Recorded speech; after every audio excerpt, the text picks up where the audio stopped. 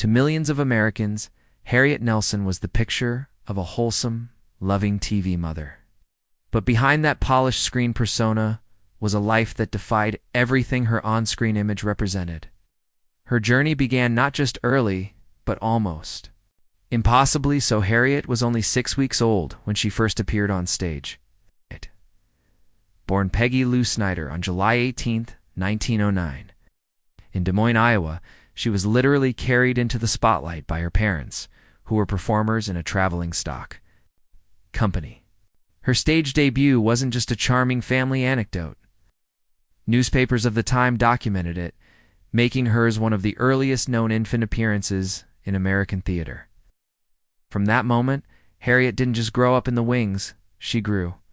Up on the stage, surrounded by actors, lights, and live audiences, before she could even talk. By the age of 3, Harriet was no longer just a stage prop. She was delivering lines in her parents' productions, gaining real roles in real performances. These stock companies were demanding, often performing different plays each night, with only a day of rehearsal. Even as a toddler, Harriet had to adapt fast, perform under pressure, work among adults with the discipline of a professional. She wasn't just a novelty act. People began to notice that she could really hold her own. Her talent stood out. It was clear she wasn't just mimicking, she was performing. Despite the constant travel, Harriet still received a formal education. She attended St. Agnes Academy, a prestigious school known for its high standards. Her life became a balancing act between her schooling and her stage work. During the academic year, she studied diligently, but on school breaks, she hit the road with her parents to perform. That kind of dual life demanded focus and discipline. And though she was still a child, she was already managing two identities: one as a student and one as a rising performer. A major turning point came in 1925. When Harriet was just 16 years old, her parents separated, fracturing the family and forcing Harriet to make an impossible choice between stability and ambition. It was a heartbreaking moment, right as she stood on the brink of adulthood. But instead of shrinking from the challenge, Harriet chose to move forward independently. That painful rupture pushed her to grow up fast, no longer just the daughter of performers. She began carving out her own path. Just 3 months before she was set to graduate high school, Harriet made another bold decision. She dropped out to join the Capitol Theater's ballet corps. While most teenagers were focused on prom or college plans, Harriet was pursuing her passion head-on. The Capitol Theater was no amateur venue, and the ballet corps was competitive. Yet, Harriet earned her spot, trading a diploma for real-world experience. It was a risk, but one that gave her critical training and deepened her commitment to live performance. Not long after, Harriet found herself performing in one of the most vibrant and dangerous venues in America, the Cotton Club in Harlem. The late 1920s saw the Cotton Club at its pecan epicenter of jazz, glamour, and underground crime. Although located in Black Harlem, the club only served white patrons, while black musicians like Duke Ellington, Cab Calloway, and Louis Armstrong performed for them. Harriet worked right in the heart of it all, surrounded nightly by jazz legends and mobsters like Lucky Luciano and Dutch Schultz. It was thrilling and perilous. For a young woman, the environment was as risky as it was electrifying. But Harriet didn't back down. She faced the reality of showbiz from the spotlight's dazzle to the shadows it cast. It was during this chaotic era that she picked up a lifelong habit: smoking. She started at just 13. In entertainment circles, cigarettes were fashionable, an accessory that added maturity and edge. But what began as a cultural norm soon became a personal addiction. Decades later, the consequences caught up to her. Chronic coughing, breathing issues, and lung damage haunted her later years. Her smoking wasn't just a background detail. It was a slow-burning issue that impacted her health for life. While many performers sought instant fame, Harriet worked quietly and steadily through vaudeville, developing her comedic timing. She often played the straight woman in comedy acts with legends like Ken Murray and Burt Lahr, the latter who would go on to become the Cowardly Lion in The Wizard of Oz. Lahr's wild energy needed a grounded counterbalance. and Harriet delivered that with calm precision. She was the anchor that made the humor work, never stealing the spotlight, but ensuring the laughs landed. Vaudeville was grueling, with relentless travel and multiple performances a day, but Harriet never faltered. She kept improving. Then came her big break. The Palace Theater in New York was the crown jewel of vaudeville. If you made it there, you were somebody. Harriet didn't perform there just once. She did it 4 times in the 1930s. That kind of success wasn't given. It was earned. The Palace had high expectations and tough crowds, but Harriet won them over every time. Her reputation soared. Critics noticed her skill, casting agents took interest, and audiences kept coming back. She was no longer just a vaudeville act. She was a star on the rise at age 21, however. Harriet made what she would later call the biggest mistake of her life. In 1930, she married comedian Roy Sedley. He was older, charming, and deeply immersed in New York's nightlife. They had met at the Cotton Club, where dreams and danger danced hand in hand. Initially, the romance seemed magical, but the illusion didn't last. Sedley was violent, erratic, and dragged Harriet into an unstable and emotionally abusive world. She had been raised in showbiz, but nothing had prepared her for this darkness. The marriage quickly turned into a nightmare of verbal abuse, drunken rages. In isolation, Harriet left him after 1 year, but the separation was legally messy and emotionally draining. The courts were slow, and Sedley made things harder. 2 more years she remained trapped in a legal limbo, unable to fully move on. Yet she kept performing, taking whatever work she could find, from vaudeville routines to backup roles in comedy acts. On stage, she smiled and delivered lines. Offstage, she was dealing with heartache and fear. Finally, in 1933, the annulment came through. Legally free, Harriet was ready to start over, though the emotional scars lingered. That same year, something remarkable happened. While still technically married in 1932, Harriet met saxophonist Ozzie Nelson. Calm, kind, and thoughtful. He was everything Roy Sedley wasn't. They connected instantly, both professionally and personally. But in the 1930s, their bond stirred. Gossip. Since Harriet was still Mrs. Sedley in the public eye, she didn't care. Ozzie made her feel safe. He hired her to sing with his band and encouraged her to adopt a new stage name, Harriet Hilliard. It was more than a rebranding. It was a rebirth. Unlike most female singers and bands, Harriet didn't fade into the background. She was vibrant, witty, and fearless. Audiences couldn't look away. Her playful banter with Ozzie, her confident stage presence, and her ability to joke and sing with equal finesse made her stand out. In 1933, they scored a high-profile gig at the Glen Island Casino, a glamorous hotspot filled with society elites and broadcast radio. Night after night, they wowed audiences, and their names started to spread far and wide. They weren't just making music, they were making magic. Ozzie saw something special in Harriet. He began writing clever comedic duets specifically for her. One of their most popular numbers, ... and Then Some, featured Harriet teasing Ozzie right on stage. It was bold for its time. Women weren't supposed to talk back in the 1930s. But Harriet made it charming and hilarious. The audience adored it. She wasn't just a singer anymore. She was a headliner, a performer with range, confidence, and something new to say. In 1935, Harriet married Ozzie Nelson. This marriage was different. It's built on respect and shared goals. It gave Harriet the foundation she had never had before. Together, they built a life that wasn't about survival. It was about growth. Within a year, they were working together. In radio, and by the late 1930s, their names had become household staples. Their rise wasn't luck.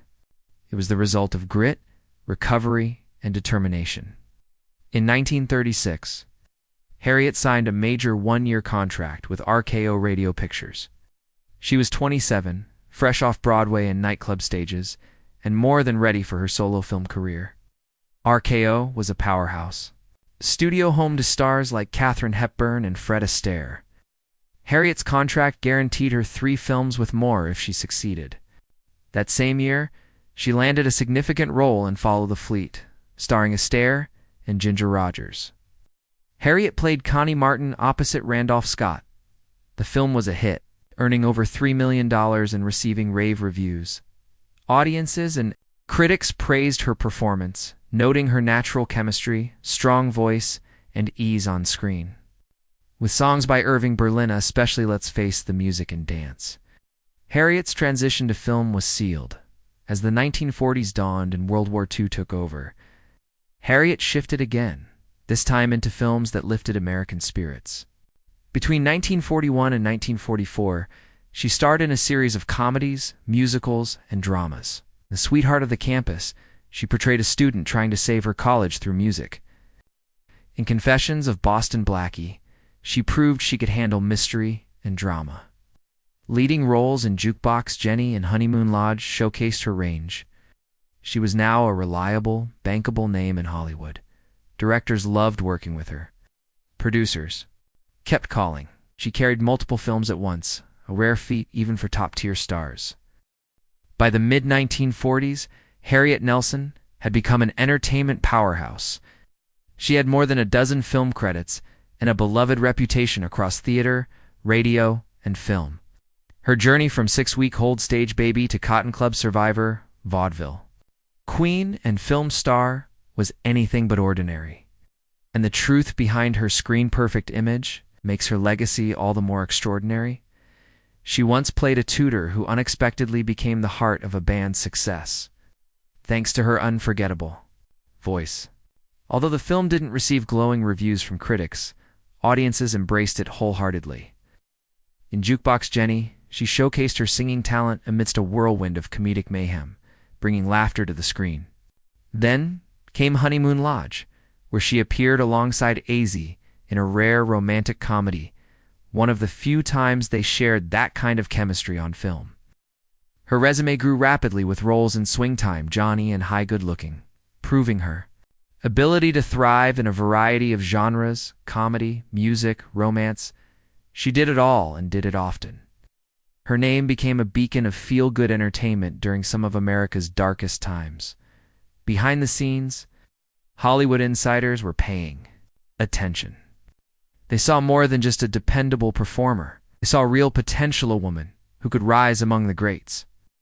She had the charm, the screen presence, the golden voice, and most importantly, the emotional connection with audiences that made her unforgettable.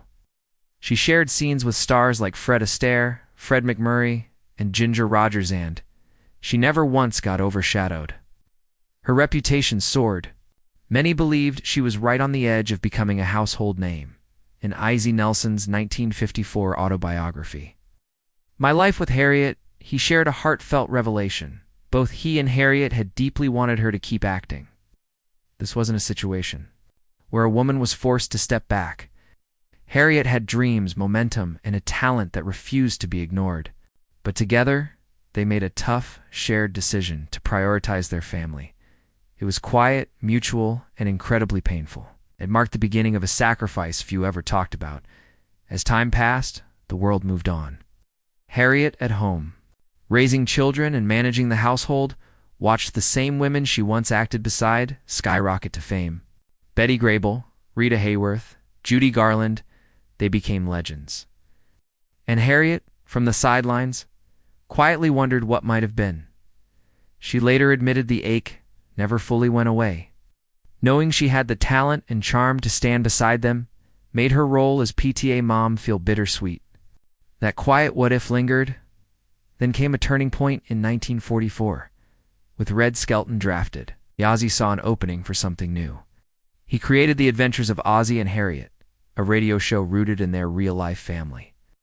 It aired for the first time on October 8, 1944. Initially, actors portrayed their sons David and Ricky, since the boys were still too young. But before long, the real David and Ricky stepped into the spotlight. This wasn't just a show, it became a family venture. With major sponsors like Heinz and Listerine backing it, as the radio series ran for 402 episodes and became a national hit. And it gave Harriet a new stage one that reached homes all across the country. By 1952, the Nelsons were ready to make the jump to television. ABC had already signed a contract that included a TV option, and they took it. What followed was groundbreaking. The Adventures of Ozzie and Harriet became the longest-running live-action family sitcom of its time. Airing from 1952 to 1966, an impressive 14-year run. Audiences watched David and Ricky grow up in real time, even witnessing their weddings, with their real-life wives eventually joining the cast.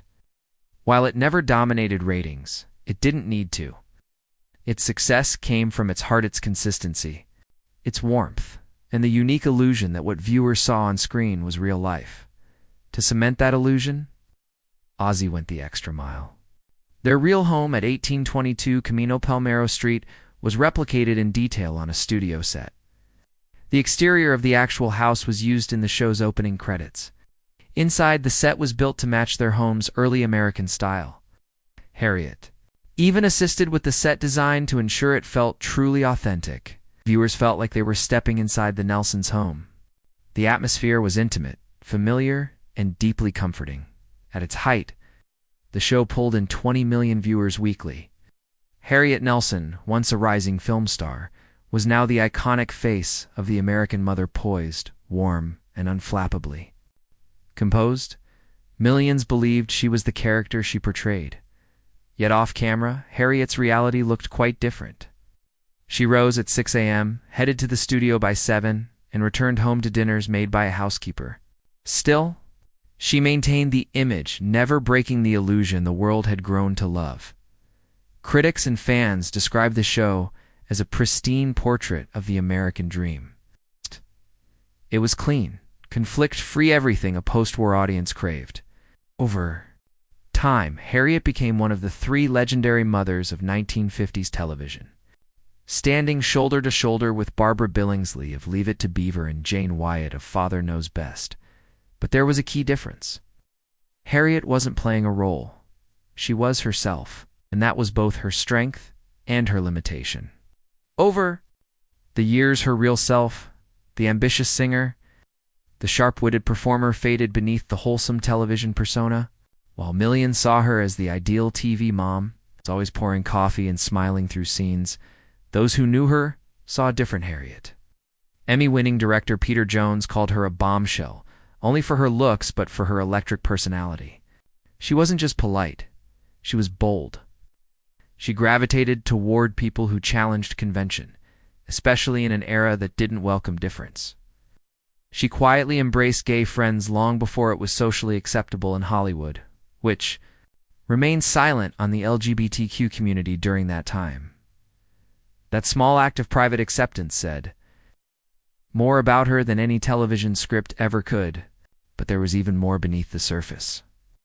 Harriet enjoyed off-color jokes, the kind you'd never hear on a 1950s network sitcom. And at night, she didn't sip wine. She drank cocktails. This was the real Harriet, funny, daring, and vibrant. And it made sense. She'd grown up in the unpredictable world of vaudeville, performing since she was just 3 years old. It was a world of chaos and color. It's a perfect fit for someone like her. By the time she met Ozzie Nelson in 1932, Harriet was already an experienced entertainer. They married in 1935, but she didn't immediately surrender her independence. Adapted carefully, for the sake of the show, she embraced her role as the domestic matriarch. But her spirited personality never vanished, just stepped behind the curtain. Harriet could act far better than people realized. She pulled off the role of America's perfect mom for over a decade, and no one ever suspected it was just that. Rolled out, everything changed in 1975 when Ozzie passed away from liver cancer at the age of 69. His death ended more than a marriage. It disrupted the rhythm of her life. Though the show had ended years earlier, Ozzie had remained the center of their family's universe. After he died, Harriet slowly withdrew from public life. She stopped attending events, declined interviews, and became a recluse. Friends noticed the difference. She seemed quieter, less like herself. Biographer Michael Carroll later wrote that Harriet never fully recovered. Her grief didn't ease with time, it only deepened. In the early 1990s, her son David was asked how she was doing. His response was blunt but honest. She hasn't been in good spirits since Dad died. That was nearly 2 decades later. Even though David had followed in his father's professional footsteps, he couldn't fill the emotional void Ozzie left behind. Harriet no longer threw parties or smiled for the press. According to a Los Angeles Times article from 1992, she spent her days in solitude, surrounded by only a few close friends. The woman who had once symbolized cheerful American motherhood was now nearly unrecognizable. Then came an even greater blow. On December 31st, 1985, Harriet's youngest son, Ricky, died in a plane crash near DeKalb, Texas. He was only 45, a teen. Idol and music legend in his own right, Ricky's death was sudden and violent. The news spread fast, and Harriet, already fragile, retreated even further. She never spoke publicly about it. No interviews, no appearances. Friends said the tragedy broke her. She simply had nothing left to say. But Harriet's struggles weren't just emotional. She carried a hidden health battle for decades. She had started smoking at just 13 years old, a secret habit she maintained her entire life. It clashed with her image, so she kept it quiet. But over time, it eroded her health. She developed emphysema, which slowly robbed her of her breath. She couldn't walk far. She stayed indoors. Even then, she continued to smoke in private. Woman who once danced across vaudeville stages now couldn't climb stairs. By the 1990s, her illness could no longer be ignored. She spent her final years at the family's Laguna Beach home, a place that once echoed with music, laughter, and lively dinner parties. Now it was silent, just Harriet, the sea, and her memories. The home had warm light and breathtaking views, but it couldn't fill the emotional emptiness. Visitors said she seemed like a shadow of the vibrant woman she had been. She rarely smiled, spoke little, and avoided company. That once glorious house had become a quiet retreat from the world.